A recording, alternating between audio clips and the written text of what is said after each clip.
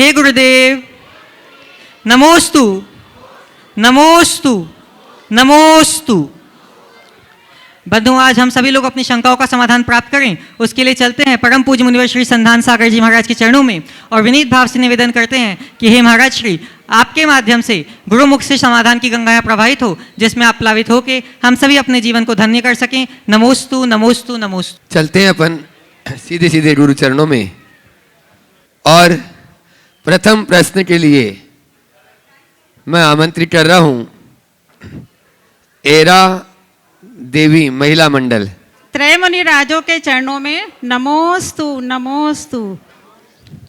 महाराज जी, जीवन में ऐसा क्या करें, क्या घटित करें कि कभी प्रभाव का प्रभाव न हो और सदा अभाव का अभाव न रहे। अभाव का अभाव न हो और प्रभाव का प्रभाव न हो, उसका एक ही उपाय है, समभाव में भाव रहे। जी महाराज जी। अगर समभाव रहेगा तो न तो अपने अभाव का एहसास होगा और न ही किसी का प्रभाव हमें प्रभावित करेगा। नमस्ते महाराज जी। आन्या जैन, रविंद्र जैन, गुणायतन ट्रस्टी, वे अपना प्रश्न कर रहे हैं। तीनों मुनिराजों के चरणों में बारंबार नमोस्तु नमोस्तु नमोस्तु। क्षुल्लक जी के चरणों में इक्षामि इक्षामि इक्षामि। गुरुद्वार, मेरा प्रश्न ये है कि हमने स्वर्ग और नरक तो नहीं देखा, लेकिन पंचम काल में इस युग में पृथ्वी पर जो लोगों की जीवन शैली है, जो कार्य वह लोग कर रहे हैं, क्या इसी को देखकर हम कह सकते हैं कि यही स्वर्ग और नरक है? कृपया मार्गदर्शन दें। ये स्वर्ग और नरक तो नहीं है, लेकिन स्वर्ग और नरक का पूर्ण रूप जरूर कह सकते हैं, क्योंकि इस लोक में जो सुख है उसकी एक सीमा है। इससे आगे का सुख स्वर्ग में, इस लोक में जो दुख है उसकी भी एक सीमा है, इससे आगे का दुख स्वर्ग नरक में। ऐसा अनुमान लगा सकते हैं। पार्थ जैन, इंदौर। और मुनिवर के चरणों में त्रिबार नमोस्तु, क्षुल्लक जी के चरणों में त्रिबार इच्छामि। महाराज श्री, हमें लोगों से हमेशा अच्छाइयाँ कम दिखती हैं, उनकी सिर्फ बुराइयाँ ज़्यादा दिखती हैं, और जिनसे मन मुटाव होता है उनकी अच्छाई भी हमें सिर्फ बुराई की तरह ही दिखती है और सिर्फ बुराइयाँ ही दिखती हैं। ऐसा क्यों? मतलब महाराज जी, इतना ये हम लोगों की स्वभावगत दुर्बलता है, हमारी मनोवृत्ति ऐसी है। गुणों के प्रति अनुराग हमारे मन में कम होता है, दोषों के प्रति झुकाव ज़्यादा हो।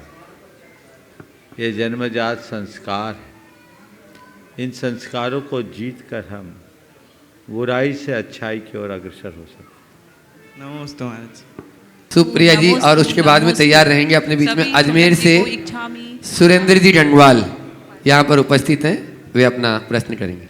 महाराज श्री, मेरी जिज्ञासा यह है, महाराज श्री, जैसे आज हम सब लोग आपका दीक्षा दिवस मना रहे हैं, महाराज श्री, ऐसे क्या कारण थे वैराग्य के पथ पर आपके बढ़ने के? आपके माता पिता ने बालक नवीन को ऐसे कौन से संस्कार दिए जो मुनि श्री आप वैराग्य के पथ पर निकल पड़े? और महाराज श्री, हम अपने धर्म ध्यान में कैसे प्रगति करें कि हमारे अंदर भी वैराग्य के कारण पक्का हो जाए और हम भी मोक्ष मार्ग की ओर चल सकें? देखिए, जहाँ तक दीक्षा दिवस का सवाल, आज तो मेरा दीक्षा दिवस है ही नहीं। हमारा दीक्षा दिवस तो आने वाले महावीर जयंती को होगा, है ना। देखिए, जहाँ तक वैराग्य पथ पर आने का सवाल है, अनेक जन्मों का पुण्य जब फलता है तब कोई वैराग्य के पथ पर निकलता है। जन्म जन्मांतरों के संस्कार और पुण्यों के एक साथ फलने पर ये सारे निमित्त बनते हैं। माता पिता के संस्कार और गुरु की सन्निधि इसमें बड़ा प्रबल निमित्त बनता है। मैं अपने संदर्भ में तो यही कहूँगा कि गुरु के राग ने मुझे वैराग्य के पथ पर आकर्षित किया। गुरुदेव से ऐसा जुड़ाव हो गया कि मैं उनका। नमोस्तु महाराज श्री, नमोस्तु महाराज। अपने बीच में अजमेर से आज गुणायतन ट्रस्टी सुरेंद्र जी डंडवाल यहाँ पर उपस्थित हैं, वे अपना प्रश्न करें। गुणायतन से संबद्ध है और अनन्य गुरु भट्ट, मैं चाहूँगा यहाँ के अध्यक्ष जी, कार्याध्यक्ष जी, उनका वहीं पर सम्मान कर देंगे प्रश्न के बाद में। हाँ, सुरेंद्र भाई अपना प्रश्न करें गुरु चरणों में। आप लोग जोरदार तालियों से आगंतुक अतिथि का सम्मान करें। महाराज जी नमोस्तु नमोस्तु नमोस्तु।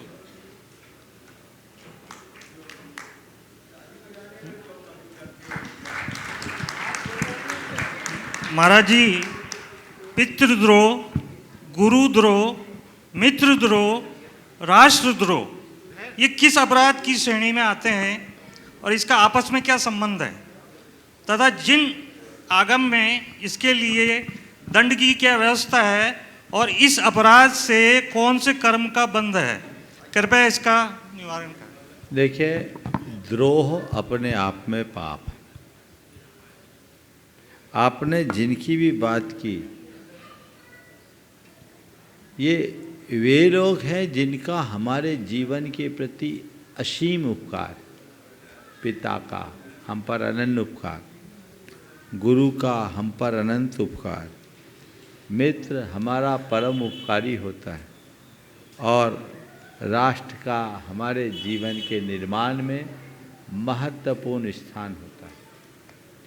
जिनका हमारे जीवन के निर्माण में प्रत्यक्ष अप्रत्यक्ष कोई भी स्थान है, हमें उनका ऋणी होना चाहिए। उनके प्रति द्रोह होना एक प्रकार की कृतज्ञता है और कृतज्ञता को सबसे नीच कर्म कहा गया है।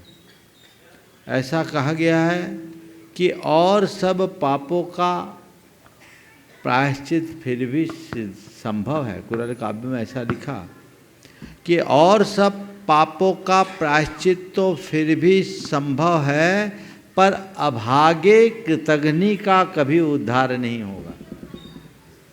नीतिकार कहते कृतघ्ने नास्ति निष्कृति, कृतघ्नि का कभी उद्धार नहीं होता। इसलिए इनके प्रति द्रोह की तो बात सोचनी भी नहीं चाहिए। ये नीचता की पराकाष्ठा है। ये बात और है कि आजकल लोग इस तरह का कृत्य करने लगे हैं। इसके पीछे अपने मन का अभिमान, अंतस की आसक्ति, स्वार्थ, लालच, ये ऐसे कारक हैं जो मनुष्य को ऐसे पथभ्रष्ट करके इस कुमार्ग में रत कर देते हैं। एक घोर अधर्म है, नीचता है। अगर व्यक्ति ऊपर से कितनी भी धार्मिक क्रियाएं करे और इनमें से एक भी द्रोह उसके मन में है, तो वो धर्मी कहलाने का भी अधिकारी नहीं है। हमें इसका ध्यान रखना। नमोस्तु। और आज अपने बीच में जो पथरीली जमीन में भी मीठे मीठे आमों की खेती और अन्य कृषि कार्य में और गो भक्त हैं, ऐसे सुशील जी अजमेरा ऑर्गेनिक पर बहुत जोर देते हैं। एक बार जोरदार ताली बजा दीजिए। शरद जी उनके जो बहनोई हैं वो भी परिवार के साथ में यहाँ पर उपस्थित हैं।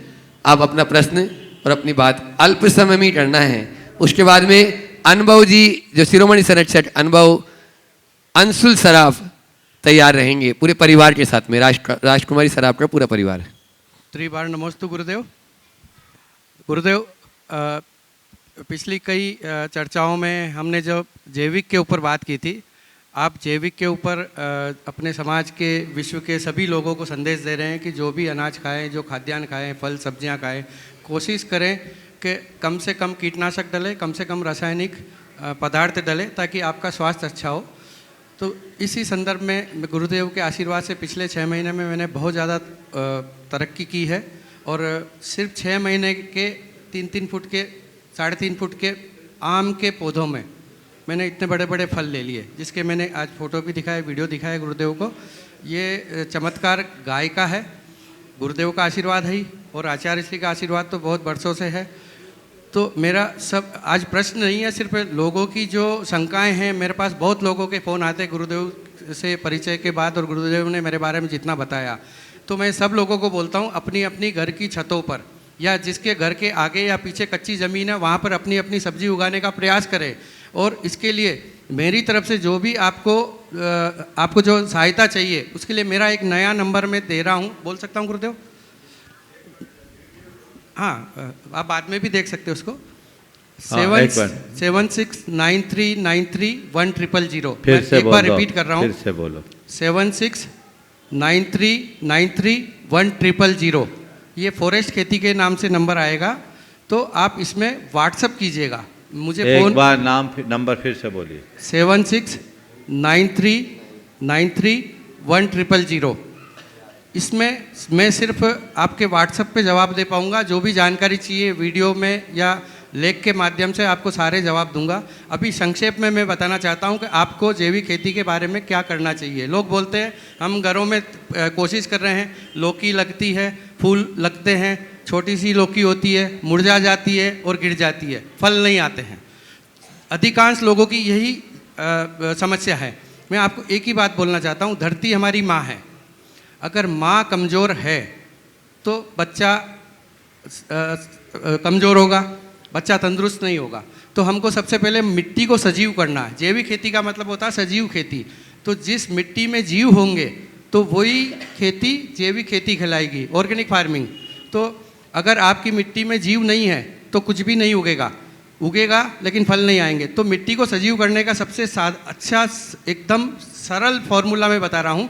20 लीटर की एक बाल्टी लीजिए, उसमें 1 किलो देसी गाय का ताज़ा गोबर, 1 लीटर गोमूत्र, कितना भी पुराना चलेगा, 200 ग्राम गुड़ और 200 ग्राम बेसन, और जंगल से या जो नो मेन लैंड है वहाँ से मुट्ठी भर मिट्टी अगर आपको कहीं नहीं मिले तो पीपल के पेड़ के नीचे की या बड़ के पेड़ के नीचे की मिट्टी डाल दीजिए और बाकी पानी भर दीजिए और इसको छाया में रखिए और 7 दिन तक इसको एक ही दिशा में घुमाइए, क्लॉकवाइज या एंटी क्लॉकवाइज आसान रहता है, तो वैसा घुमाइए। और 7 दिन बाद 10 गुना पानी मिला के इसको हम जीवामृत बोलते हैं, इस जीवामृत को आप अपने गमलों में या जो भी आपकी मिट्टी इसमें डाल दीजिए। अब इसके पीछे छोटा सा विज्ञान है, मैं आपको समझाना चाहता हूँ। गाय का गोबर, देसी गाय के 1 मिलीग्राम गोबर में 400 करोड़ सूक्ष्म जीव होते हैं। तो हमारी दुनिया की पृथ्वी पर मनुष्यों की आबादी 800 करोड़ है। हम मनुष्यों की जनसंख्या 2 ग्राम गाय के गोबर के बराबर है। हमने अहंकार तो बहुत पाल रखा है। तो ये जो 400 करोड़ सूक्ष्म जीव है, ये हमारे मित्र बैक्टीरिया, जब ये हमारी मिट्टी में जाते हैं तो मिट्टी में काम करते हैं। They work for us without salary and without strike. आज हम काम पे कर्मचारी को रखते हैं, वो नखरे भी बहुत करते हैं, तनख्वाह भी लेते हैं, छुट्टी भी करते हैं, हड़ताल भी करते हैं, फिर भी सहन करते हैं। और ये जो गाय के गोबर में आने वाले जो हमारे मित्र बैक्टीरिया, आपको कुछ नहीं करना, सिर्फ इनको अभयदान और आहार दान 2 चीज़ करनी है। अभयदान उनको सुरक्षित रखना, दूसरा आहार दान में अपन गुड़ और बेसन दे रहे हैं, तो गुड़ और बेसन के उपयोग से इनकी अभिवृद्धि होती है, फिर ये हमारी मिट्टी में काम करते हैं। ये साधारण सा फॉर्मूला है जैविक खेती का। दूसरा होता है कोई बीमारियां आती है, तो बीमारियां आती तो आपको स्प्रे क्या करना, बाजार से कोई चीज़ नहीं लानी, बस थोड़ी नीम की खली, थोड़ा सा सरसों की खली, मूंगफली की खली, ये चीज़ें लाइए और पानी में घोल लीजिए, बहुत अल्प मात्रा में 5%। 10 लीटर पानी है तो 50 ग्राम ले लीजिए या 100 ग्राम ले लीजिए और इनको आप मिला लीजिए, 24 घंटे 48 घंटे रखिए और आप इसी का छिड़काव कीजिए। आप दूसरी चीज़ जो मैंने जीवामृत बताया था उसको आप पानी में डाल भी सकते हैं और ऊपर से स्प्रे भी कर सकते हैं। स्प्रे करने के लिए आपके पास स्प्रे नहीं है तो आपके घर में सीख वाला झाड़ू रहता है, तो एक झाड़ू स्पेशल इसके लिए रख लीजिए, बाल्टी में डालिए, सीख वाले झाड़ू में जीवामृत घोलिए और उसको पौधे पर छिड़काइए। उस झाड़ू को लेकिन उसके लिए ही रखना, फिर आपका घर का झाड़ू मत निकालना, क्योंकि वनस्पति हमारे मित्र हैं और वो भी जीव है, तो उनका निरादरण नहीं करना है। तीसरी बात बता रहा हूँ, आपको मिट्टी को अच्छा बनाना है, तो मिट्टी को अच्छा बनाने के लिए मिट्टी में कई तरह की चीज़ें मिलानी। एक तो जीवामृत बताई दिया आपको, जिसमें गुड़ गोबर बेसन सब आ गया।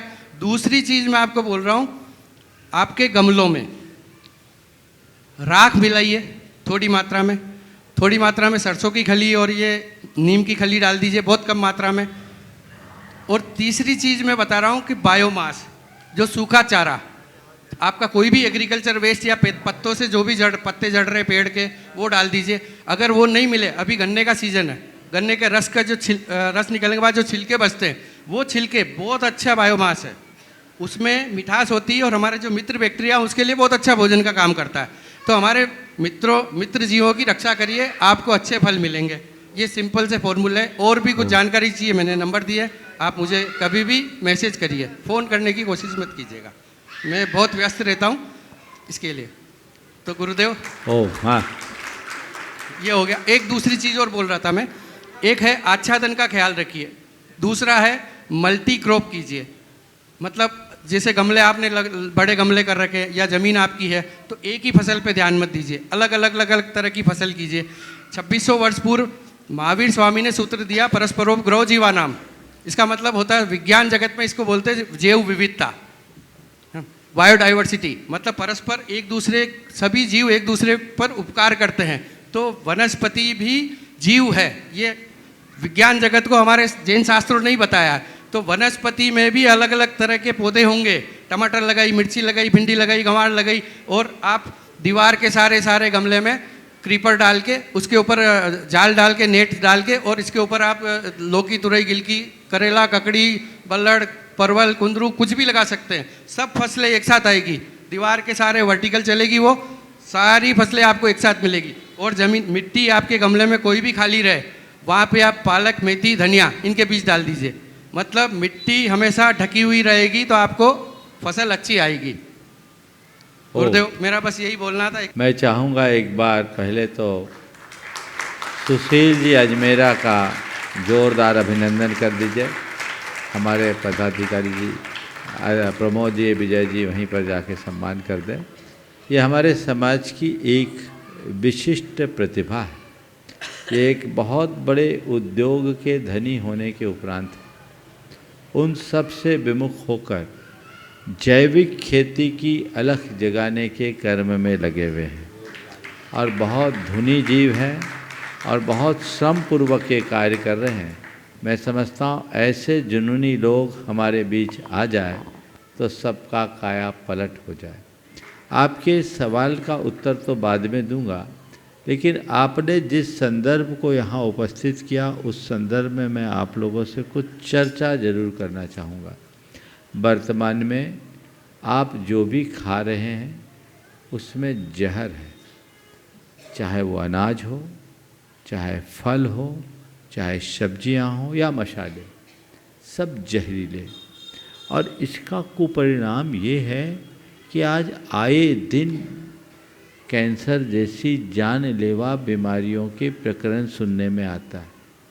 चाहे कैंसर की समस्या हो, चाहे किडनी की समस्या हो, चाहे डायबिटिक अथवा कार्डियक पेशेंट हो, ये सारी बीमारियों में एक बड़ी वजह आज का खान पान है।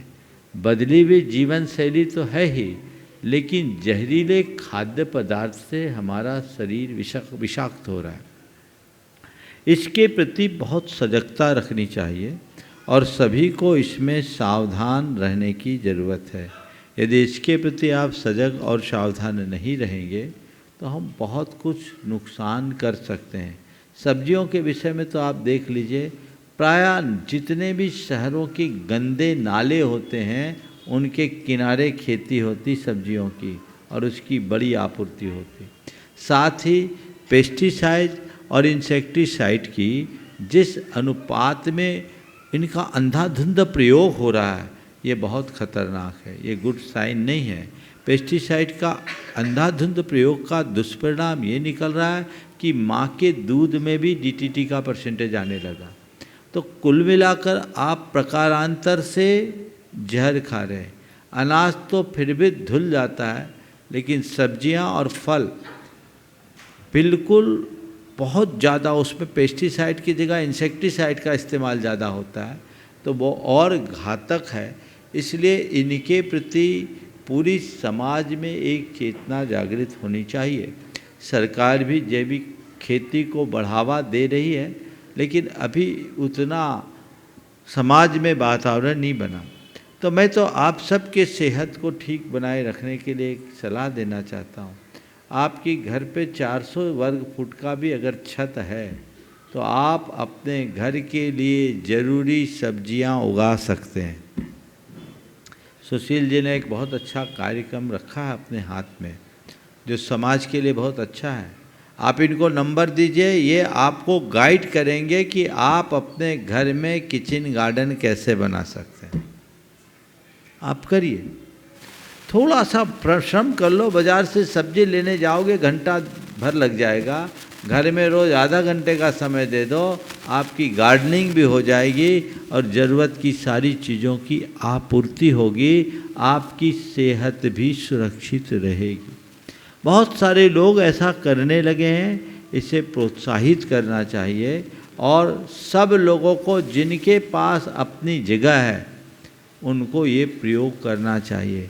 आप खुद स्वस्थ रहें और साधु संतों को भी ऐसा ही शुद्ध आहार दें।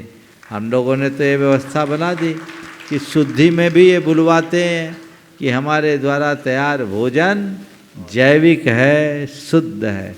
सब लोग करते हैं। अब झूठ बोल करके आप लोग दे दो तो मुझे नहीं मालूम, लेकिन ऐसा करना नहीं चाहिए। आप लोग करते भी नहीं होंगे। ये व्यवस्था बनाइए, घर घर में ये शुद्धि होना चाहिए, ये अभियान चलाना चाहिए। अगर ऐसी जागरूकता होगी तो आप बहुत सारी घातक बीमारियों से खुद को और अपने परिवार को बचा सकेंगे, क्योंकि सब्जियां और फल भोजन के लिए बहुत ज़रूरी है, तो उसे उगाने के लिए तरीका अपने को अपनाना चाहिए।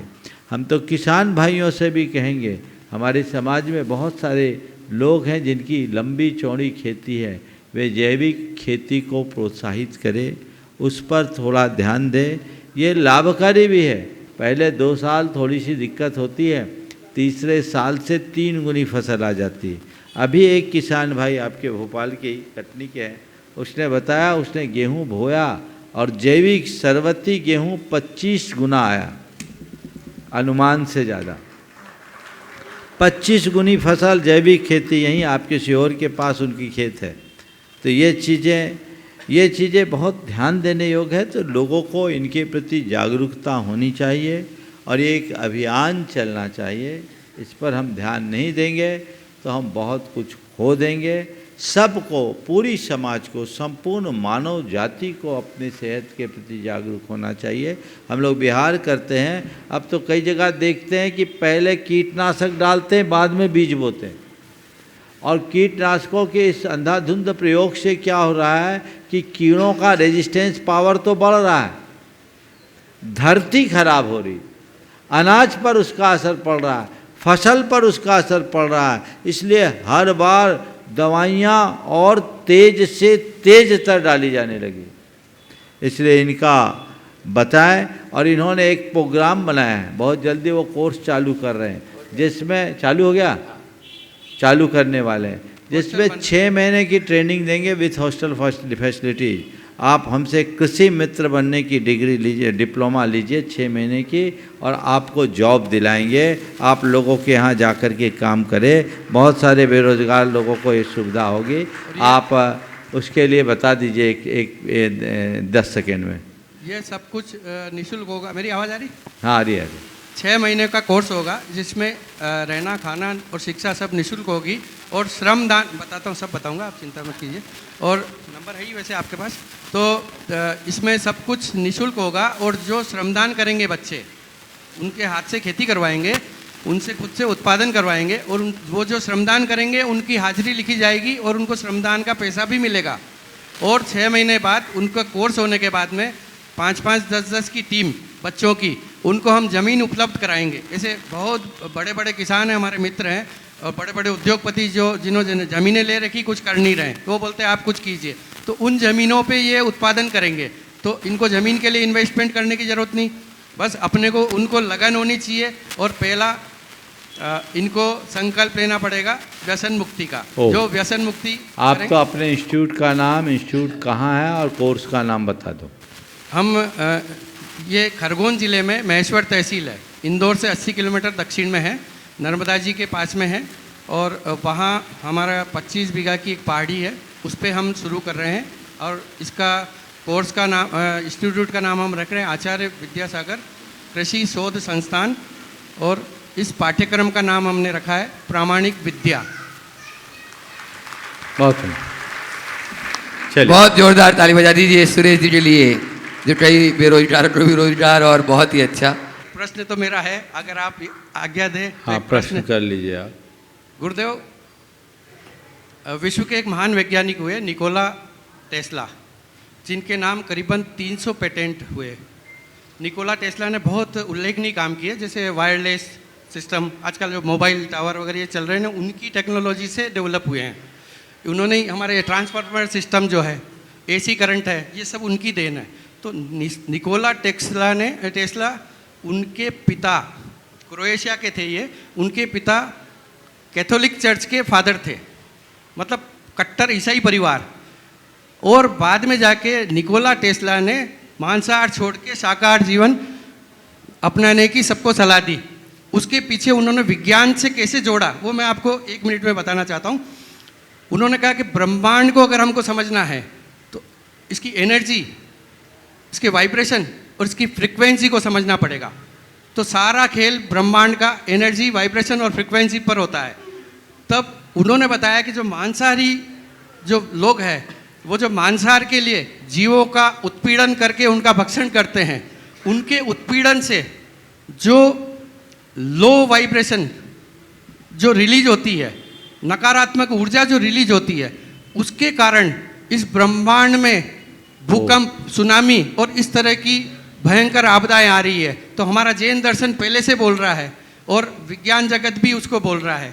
अब इनको अभी देखिए आप कितना बड़ा भूकंप आया। ये सब चीज़ें हैं हमारे द्वारा जिस तरह की भाव तरंग छोड़ी जाती है उसका प्रभाव पड़ता है।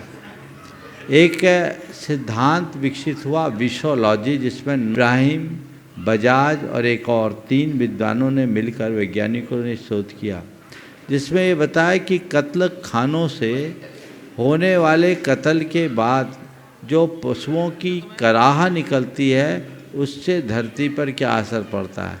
तो ये चीज़ें बिल्कुल सत्य और प्रमाणित है। हमें भाव जगत को ठीक करने का प्रयास करना चाहिए। राजकुमारी जी सर, आपका पूरा परिवार जो शिरोमणि संरक्षक गुणायतन और प्रचार मंत्री भी अनुभव भाई, पूरे और उसके बाद में तैयार है कि आज अपने बीच आज में 1 मिनट फिरोजाबाद से शिरोमणि संरक्षक नितिन जी जैन, ललित जी जैन यहाँ पर उपस्थित है, वे अपना प्रश्न करेंगे।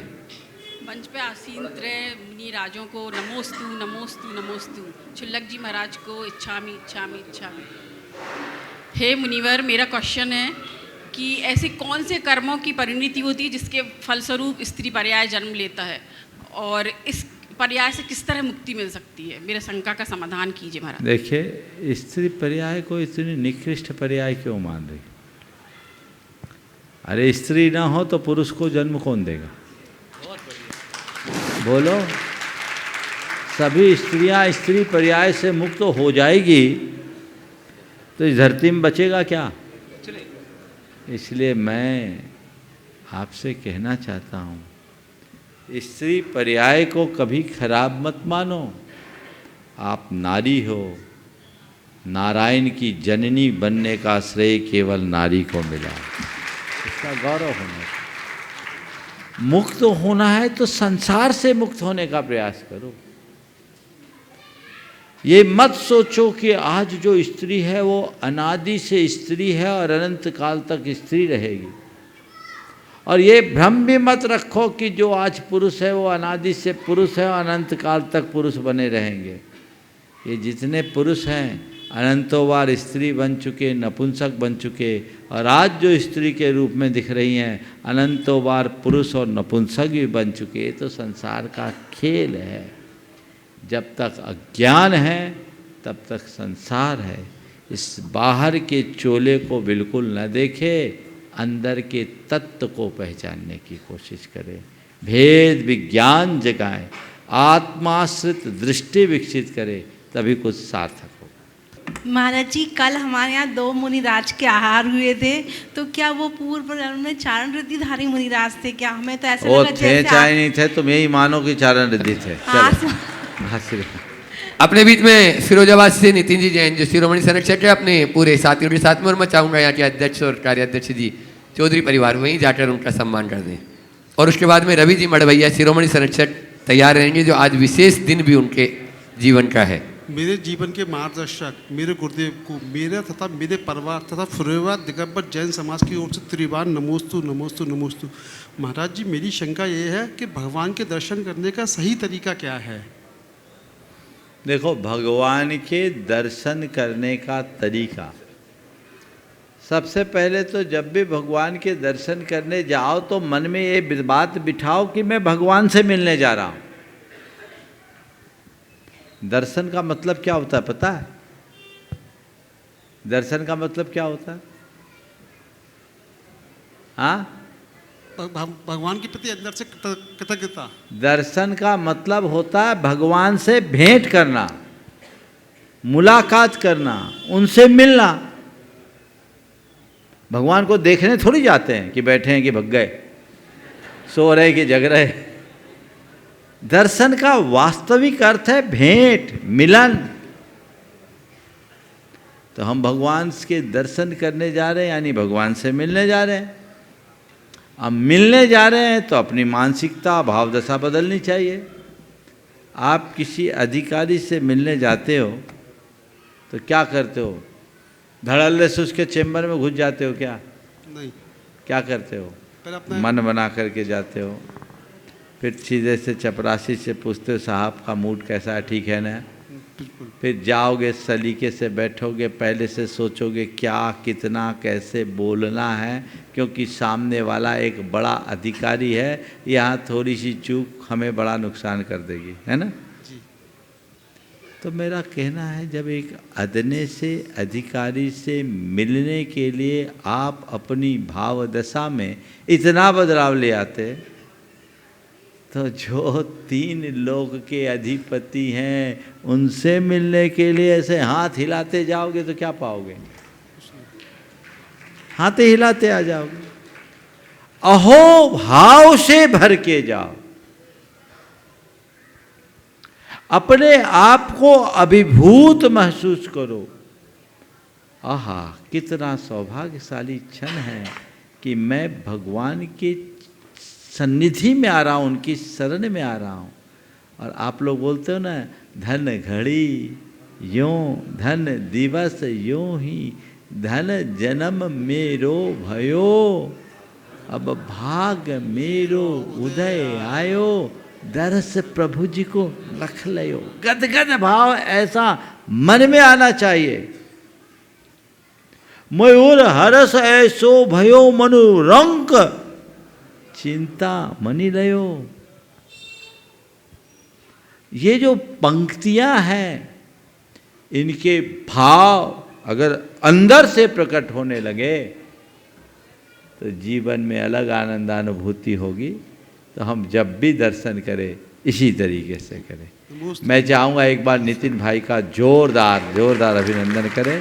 छोटी उम्र में इसने बहुत बड़ी पहचान बनाई है और ये उद्योग जगत में जहाँ हैं सो हैं ही, लेकिन धार्मिक क्षेत्र में भी बहुत ऊंचा स्थान बना है। आज कांच इंडस्ट्री के किंग है फिरोजाबाद में, और उसके बाद भी देव, गुरु और धर्म के प्रति समर्पित। इनका जोरदार अभिनंदन वहीं पर कर दीजिए। और गुणायतन के शिरोमणि संरक्षक रवि जी मठ भैया। नमोस्तु गुरुवर। नमोस्तु गुरुवर। मेरे और मेरे परिवार के आपके चरणों में बारंबार नमन। महाराज जी, 57 वर्ष तो मैंने अपने लिए जी लिए, लेकिन अब मैं चाहता हूँ कि है ना, अब दूसरों के लिए कुछ करूँ। तो ऐसा आप आशीर्वाद दें ताकि है ना, आप दूसरों के लिए मैं जीऊँ। पलटो, 57 वर्ष पर में लगाए, अब अपने लिए जियो। बस ये सोच बदल लो, अपने आप सब काम हो जाएगा। महाराज जी, ये चाहता हूँ, सुनो तो, अपनी सही समीक्षा करो कि ये 57 वर्ष मैंने बिताए, ये केवल पर के लिए बिताए। अब मुझे जो बचा जीवन है वो अपनी आत्मा के लिए बताना है। आत्महित की वृत्ति जब तक मनुष्य के हृदय में प्रकट नहीं होती, तब तक उसकी जीवन की दिशा नहीं बदलती। समझ गए? तो अब मैं अपनी आत्मा के हित के लिए जीऊँगा, और जो आत्मा के हित के लिए जीता है वही पर हित का संपादन कर पाता है। इसलिए अब मैं दूसरों के लिए नहीं, अब मैं दूसरों के लिए तो जी रहा था जी, अब अपने लिए जी। नमोस्तु गुरु। बहुत बहुत आशीर्वाद। अपने बीच में रविंद्र जी पत्रकार यहाँ पर उपस्थित हैं, भोपाल की शान है। नमोस्तु महाराज जी। महाराज जी, बहुत ही गंभीर मैं अब इस मंच का आज उपयोग कर रहा हूँ समाज के हित में।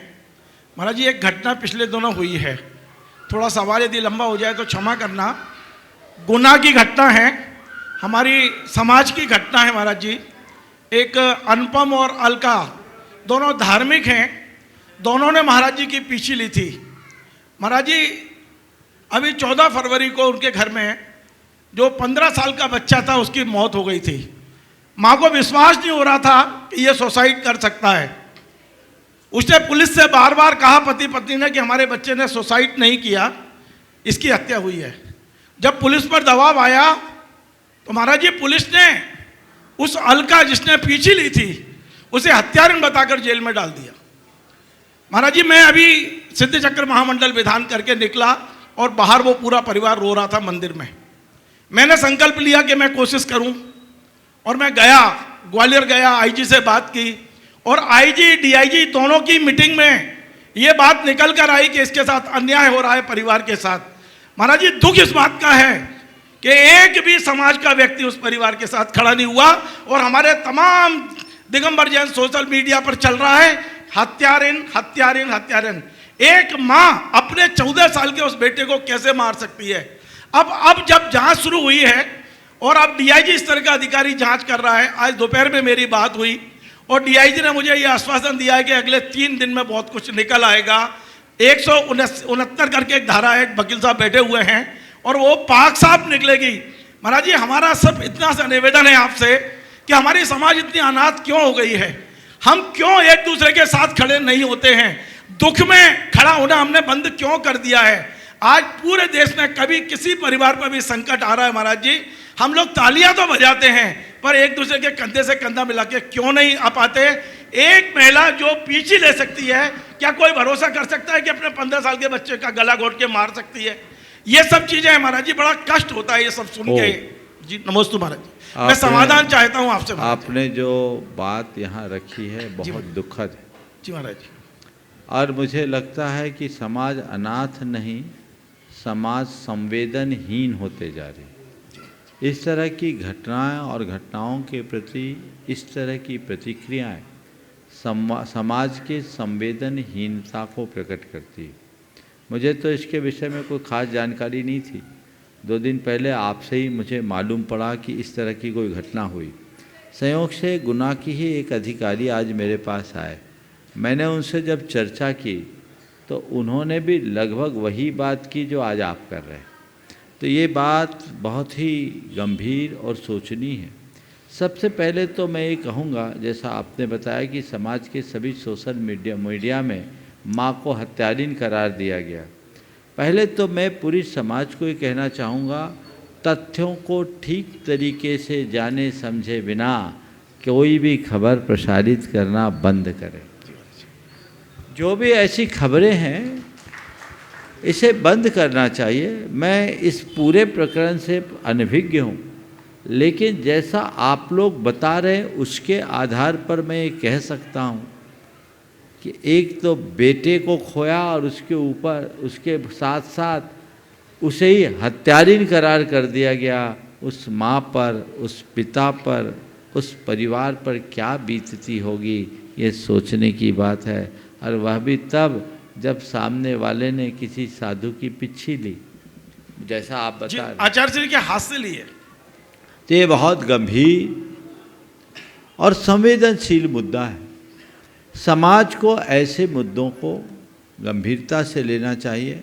वैयक्तिक मुद्दे में समाज उलझती नहीं है, लेकिन यदि ऐसी कोई बात है तो भी हमें उसकी सच्चाई का पता लगाने का प्रयास करना चाहिए और उसी अनुरूप व्यवहार करना चाहिए। कई बार ऐसी चीज़ें होती है तो चीज़ों की संदिग्धता देखकर हमें उसका प्रचार तो करना, विचार करना चाहिए और उसी अनुरूप उसका प्रचार करना चाहिए। कई बार पुलिस या प्रशासन के दिशा ही उल्टी हो जाती है, वो किस कारण किसी वजह से भी हो सकती है। तो ये सब चीज़ें बहुत गंभीर है, सोचनी है। समाज को ऐसे मामलों पर बहुत ध्यान देना चाहिए और जितने भी समाज के सोशल मीडिया के संचालक हैं उनसे मेरा कहना है कि इस तरह के खबरों को गलत तरीके से प्रस्तुत करने का पाप कभी ना करें, उनसे बचे। ये घोर अमानवीय कृत्य है इनसे बचना चाहिए। आगे की घोषणाएं अन्नुभव करें उससे पूर्व आज अपने बीच में वर्धमान नगर से यहाँ पर गुणायतन ट्रस्टी सुभाष जी काला, हाँ संदीप जी गोदा, सभी पूरे एक साथ खड़े हो जाएं वर्धमान नगर वाले। परम पूज्य गुरुवर प्रमाण जी सागर के चरणों में त्रिबार नमोस्तु नमोस्तु नमोस्तु तथा अन्य मुनि संघ के भी चरणों में नमोस्तु नमोस्तु, समस्त शुल्लक जी के चरणों में इच्छामी इच्छामी इच्छामी। आज वर्धमान नगर के प्रतिनिधिगण तथा वर्धमान नगर के बहुत से सर्वगण भी यहाँ उपस्थित हैं। महाराज श्री से सविनय हाथ जोड़कर निवेदन करते हैं कि वर्धमान नगर की धरती पर एक बार आपके चरण वहाँ पड़ें। वर्धमान नगर के लोग बहुत लगे, हालांकि जैन नगर का पेट भरा नहीं है और मैं चाहता हूँ कि पेट भरे भी नहीं, और पेट भरने तो हम लोग आए ही नहीं हैं, हम भूख जगाने आए हैं और हमें अब दिखेगा कि कितनी भूख जगी है। और इतना पता है कि बच्चा ज़्यादा भूख में रोता है और जब ज़्यादा रोता है तो माँ दूध जरूर पिलाती है। अब जब बच्चा रोएगा तभी माँ दूध पिलाएगी। आप लोग देखिए कल प्रातः काल का प्रवचन वर्धमान नगर में होगा। चलिए, आज जो गुणायतन से संबंध हुए चौधरी परिवार से विजय जी चौधरी, एडवोकेट विजय चौधरी अपना प्रश्न कर रहे हैं। महाराज श्री, प्रश्न मुझे पूछना है ना। महाराज श्री, आज मैं निःशब्द हूँ, आपने मेरी धड़कन बढ़ा दी, आप जा क्यों रहे हो? और ये हमारा दोस्त ले जा रहा है, बड़ी तकलीफ है मुझे अपने मन में कि दोस्त दोस्त ना रहा, प्यार प्यार ना रहा। अरे ये यहीं सुन लेते, आपको कम से कम तो आनंद रहता। नंदीश्वर आपके जाने से बड़ा दुखी हो जाएगा कल से। अब आपका वचन हो गया तो हम मजबूर हैं, लेकिन वर्धमान नगर से फिर जैन नगर पास पड़। ये बात सही है। चलो, बहुत बढ़िया। मैं निःशब्द हूँ, मैं बोल नहीं पाऊंगा। बहुत सुंदर। चलिए, बहाना बना ऐसा ही मोनिका जी, और उसके बाद में सुनील जी पब्लिशर्स तैयार रहे। नमोस्तु महाराज जी। महाराज जी, हमें ऐसा आशीर्वाद दीजिए कि हम आचार्य श्री के संकल्पों को पूरा करने में सहयोग करें। बहुत बहुत आशीर्वाद। पहले तो मैं कहूँगा इस मोनिका बहन का जोरदार अभिनंदन करें। ये पुलिस की एक अधिकारी होने के साथ एक अच्छी श्राविका के रूप में अपना जीवन यापन कर रही है और आगे ऐसे ही बढ़ते रहे। बहुत बहुत आशीर्वाद। हाँ, अल्प समय में अपना वाद कला के माध्यम से आप लोगों को अभिभूत करने वाले हैं वे सुनील जी पब्लिशर। भगवान का दिया कभी अल्प नहीं होता, भगवान का दिया कभी अल्प नहीं होता, बीच में छूट जाए वो संकल्प नहीं होता, हार को लक्ष्य से दूर रख, जीत का कोई विकल्प नहीं होता। मैं सभी लोगों से निवेदन करूंगा कि दोनों हाथों को श्रीफल का आकार बनाएं और महाराज श्री के चरणों में चलते हैं कि अभी हमारी प्यास अधूरी है और जैन नगर में चतुर्मास जरूरी है। हे स्वामी नमोस्तु। अब मेरा महाराज जी छोटा सा प्रश्न है, ये जीव और इसमें एक अजीब चीज, ये जीव इसमें एक अजीब चीज, वो अजीब है वो जीव या तो कल्याण करती है या कल्याण करा देती है। बस महाराज जी छोटी सी ये बात। जीव है, इसमें है अजीब चीज, वह है जीव या तो कल्याण करती है या कल्याण करा देती है। बस यही तो खेल है, समझना है हमें। हमने सुना है जिब्बा में अमृत बसे विश्वित इसके पास, एक बोले तो लाख लेखते लाख विनाश। तो ये तो कहानी है। काश हम इस जिब्बा के रहस्य को समझते और जीवन की दिशा बदल पाते। समय कम है, पूरा विस्तार कभी प्रवचन में। नमोस्तु महाराज। अपने बीच में एसडीएम साहब आदित्य जी जैन साहब यहाँ पर उपस्थित हैं। नमोस्तु महाराज जी, नमोस्तु महाराज। महाराज जी, मेरा एक सूक्ष्म प्रश्न है कि जैन में कन्वर्जन अलाउ है कि नहीं है? देखिए, कन्वर्जन अलाउ तो है, लेकिन स्वप्रेरणा से। जैनों ने कभी जबरदस्ती किसी को कन्वर्ट नहीं किया। जैन धर्म हृदय परिवर्तन पर विश्वास रखता है, धर्म परिवर्तन पर नहीं। यदि कोई सहज रूप से स्वीकार करता है, स्वागत है, पर जैनों ने कभी ऐसा मुहिम नहीं चलाया जैसा आजकल चल रहा। नमोस्तु। हाँ, दो अल्प समय ममता जी अपना प्रश्न करें कर्नल परिवार से। गुरुदेव के चरणों में नमोस्तु नमोस्तु नमोस्तु। गुरुदेव, मेरी जिज्ञासा ये है कि जो गुणायतन बन रहा है इसके पीछे हमारा उद्देश्य क्या है और इससे हमारी समाज को क्या लाभ होने वाला है गुरुदेव? देखो, आपका सवाल ऐसे समय में आया है कि इसका उत्तर बहुत कठिन है, पर एक आधे पंक्ति में मैं कहूँगा इसका एक ही उद्देश्य है, हर व्यक्ति का गुणात्मक परिवर्तन। समझ गए? बस इसी से लाभ होगा। व्यक्ति व्यक्ति में परिवर्तन आए, उसे सही दिशा और दृष्टि मिले। समय हो गया, यहीं पर विराम। नमोस्तु बोलिए परम पूज आचार्य गुरुवर श्री विद्यासागर महाराज।